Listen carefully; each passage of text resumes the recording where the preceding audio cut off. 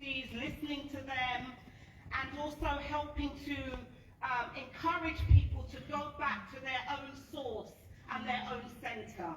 Yeah, because that is where we will find that long trajectory of what reparations really means. So in my own path, I have learned a lot from all Indigenous people. Yeah, and it's important that we learn from each other's struggles. So essentially then, because reparations has been so, the word that we would use in English is bastardized. I don't know what the equivalent would be in Dutch or any other language, but there is a need to repair even our notion of what we think reparations are. We have to repair the knowledges that we are promoting and the solutions that we're seeking on reparations, largely.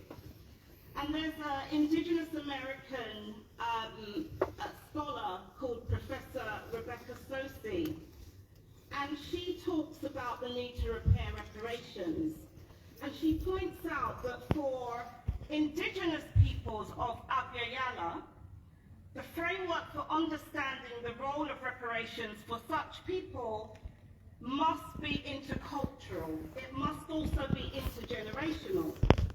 It must also account for the different historical experiences of Indigenous people and nations with Europeans that colonized us, them, colonized our lands, and it must also address and inculcate Indigenous epistemologies, our knowledges.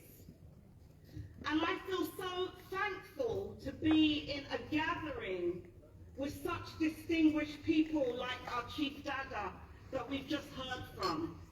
And so many in truth today who have been recentering and refocusing that conversation on repair.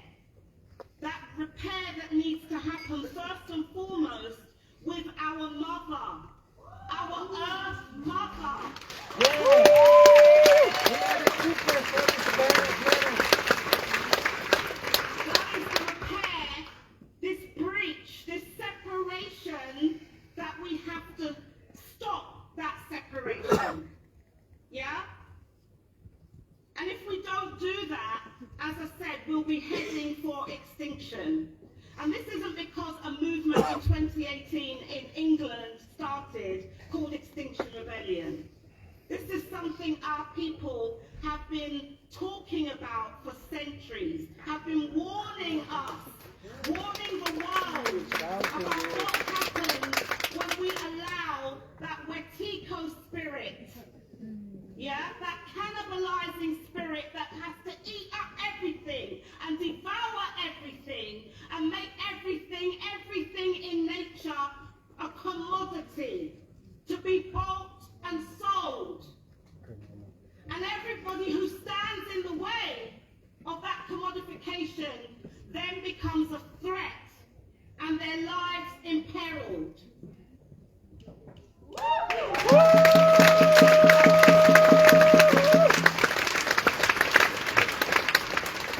So essentially, reparations is about repairing harm.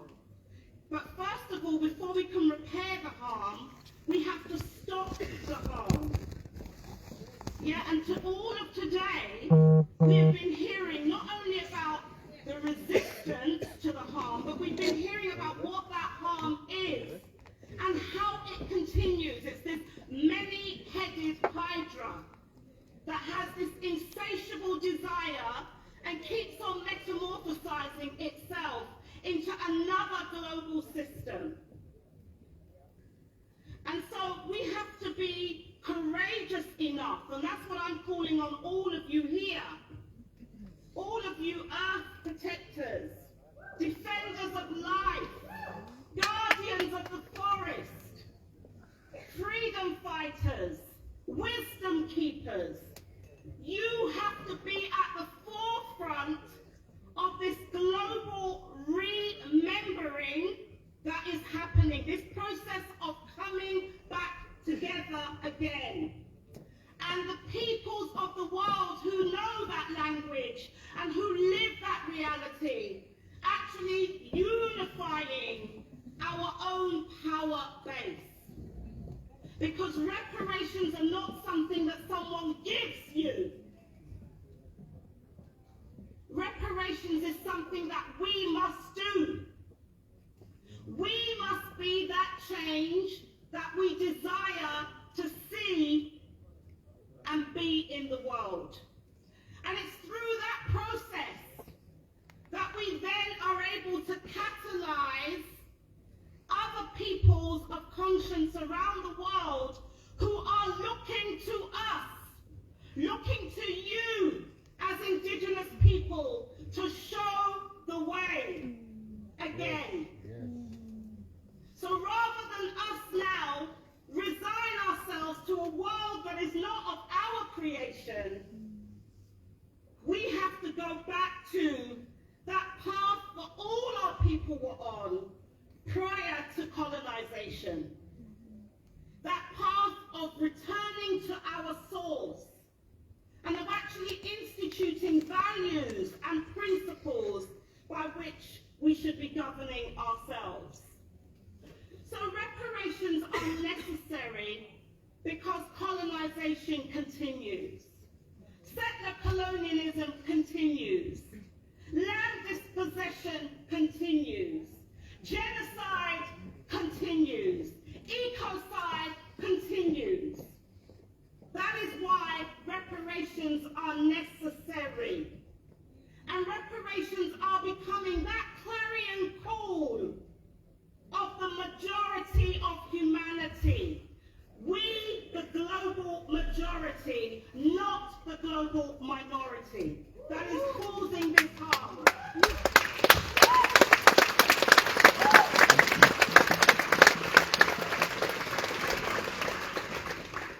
And we must fight this fight because it's an ancestral fight. And every one of us that is here today, that has been born for such a time as this, has to fulfill our mission and duty, or we betray it.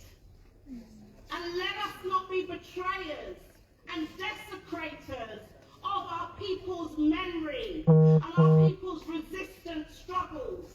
Let us not do that.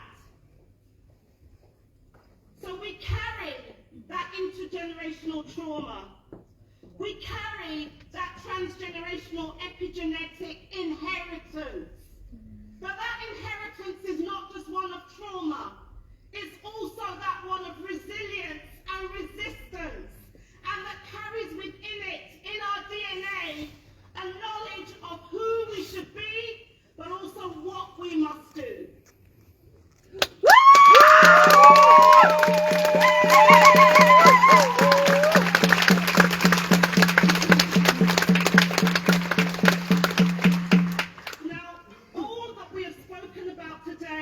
Through the 1492 People's Tribunal and beyond, all these criminals that we can hold to account, but we cannot do that if we are not actually free to live our people's truth. And so really the call to repair is a call to action.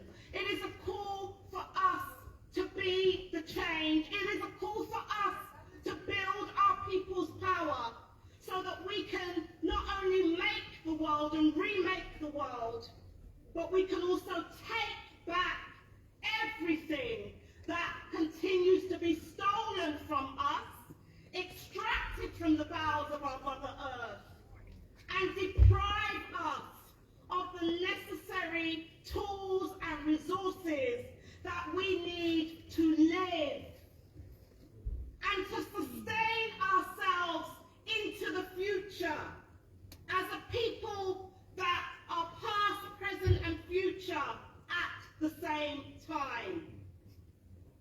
Now we must recall that in the 1948 Genocide Convention, the term genocide, as we know, coined by Dr. Raphael Lemkin, he was very interested in how you destroy people, how you destroy groups. And that's why he came up with genocide.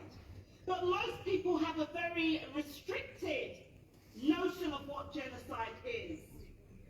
Raphael Lemkin, in his Axis of Rule, in terms of Europe, what he wrote, he said that genocide has two phases.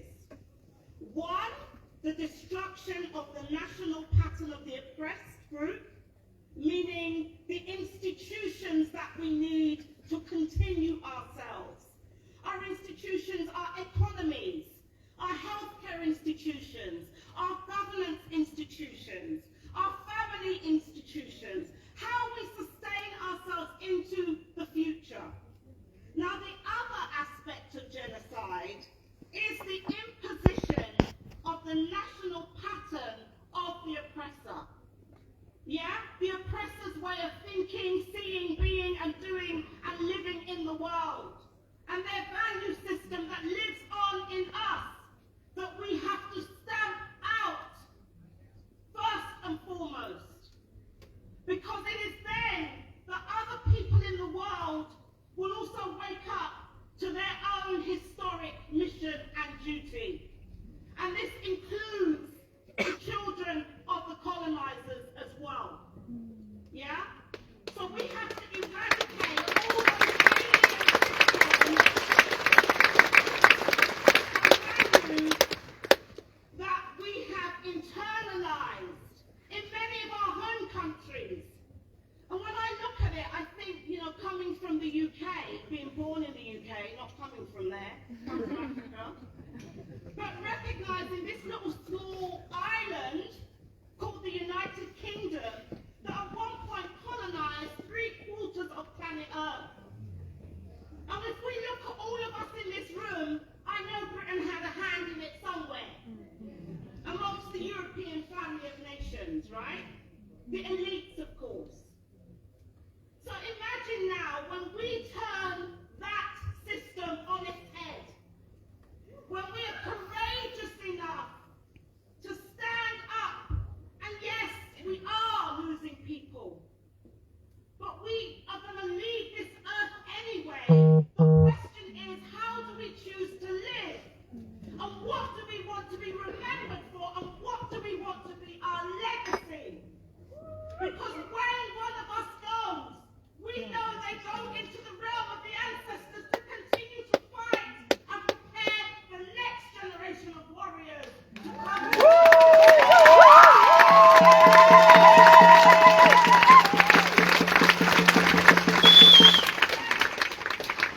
Death is a part of life. We shouldn't fear it. So we should stand up, rise up, do what we need to do in order to take back the reins of power and control and that system of dominion that is imperiling not only our lives, but the lives of all our relations, human and non-human. Because the colonization now has gone into the realm of the atmosphere, which is why so many are talking and organizing to avert the worldwide climate and ecological crisis, which is killing us first. The Amazon, the Congo, West Papua, all over the world, where we find our people protecting earth, protecting land, protecting life. That is what we see. So this world is ours.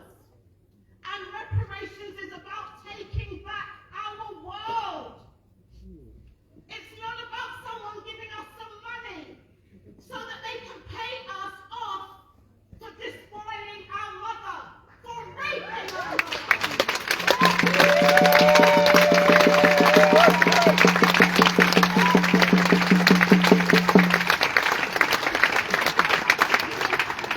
We are the shepherds of this planet.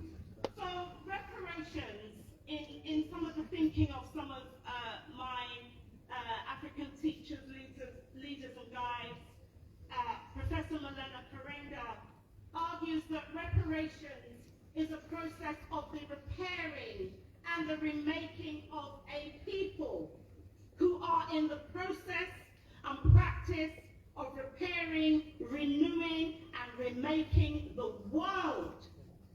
Now that notion of remaking the world, other people have it. Hebrews call it tikkun olam. Yeah, that's what it's called. To repair the world and to leave it more beautiful and more beneficial than what we have found it. So all people need to go back into their own knowledge and wisdom traditions and restore those knowledges of how we live in harmony, not only with each other, but with the rest of nature and also our Mother Earth. And some of us have begun to conceptualize a holistic notion of repair that we refer to in English as planet repairs. In the Kemetan tongue, we call it Saruj Ta, which is to remake and restore the earth, making it more beautiful than what it was when we came onto it. That is why we are here, why we have been born. Okay?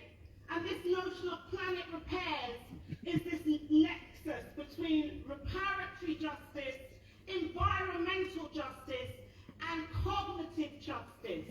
Because one of the things that colonization does is it kills our knowledge systems. The epistemicide. It doesn't just kill people. It kills our memory, our people's memory, our people's story. And remember, our story, your story, is a record of resistance and our struggle to humanize the world. That is what it is. So when we destroy a people's knowledge, their story, their memory, we leave people captive to become footnotes in the annals of the stories of their colonizers. So the message is really only we can heal and restore and repair ourselves. And that means restoring our sovereignty. But that has to be premised on earth sovereignty. Because where we see this separation in terms of my nation, remember we were all one. We were all one. And these differences and divisions are so that we can come to know ourselves again and know who we are as a divine people. So that's all I can say.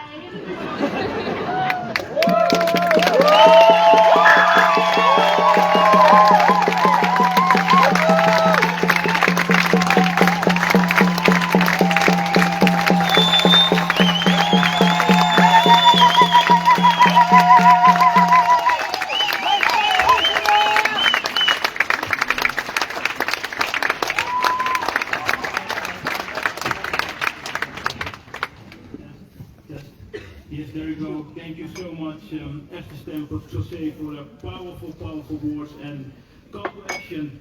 As you can imagine, we're running out of time, so I'm jumping into the next part, which will be the breakout rooms. It is correct, all of you have filled in an online form where you have chosen to participate in one of those breakout rooms. I will mention them in which floor they are, but you can see it on the screen as well. On the first floor in the expo room, there will be an intergenerational dialogue, which is a conversation about how to preserve indigenous cultures in Amsterdam by Oshikwa, once they're down. On the second floor, on the bridge, Indigenous Dreams Expo by Chihiro Grootsenbroek and Mia Tenko, where they will collectively imagine a future through indigenous values. This is next to the bar where the pictures hang, as you can see up there.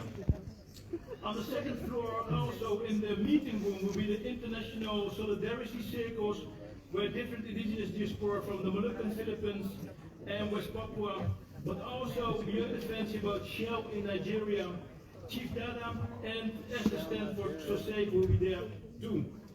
On the fifth floor in the studio is Cultures of Resistance, organized by the Art of Resistance with the performance and interactive panel. So I want to ask you politely to rush to the room so we can have more time.